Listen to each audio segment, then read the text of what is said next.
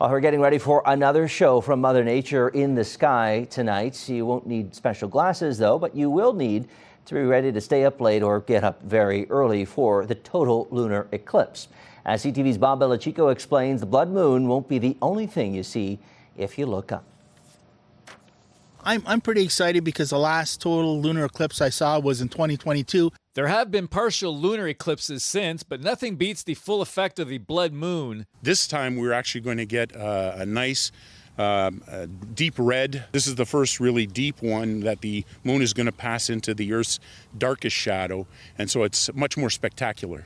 The lunar eclipse happens more often than a solar eclipse, between 2 and 5 times a year, somewhere in the world.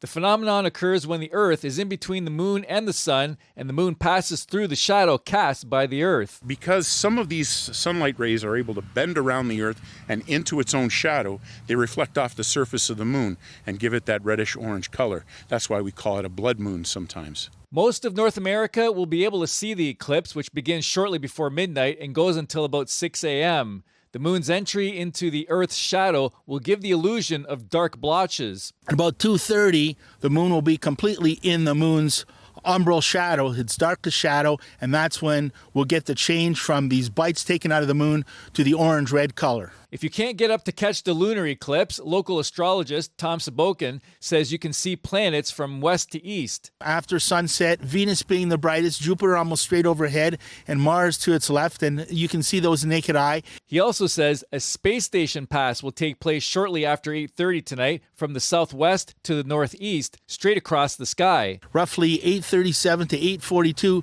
there's going to be a space station pass across the sky. The space station looks like a bright star, but unlike an airplane, it doesn't blink. And if that's not enough, how about this? A clear sky in the early evening will show the full moon rising in a different shade of orange, almost pumpkin-like. If you go look at it again, let's say at 10 o'clock or 11 o'clock, it'll look bright white. All of the orange color will be gone maybe within half an hour of moonrise.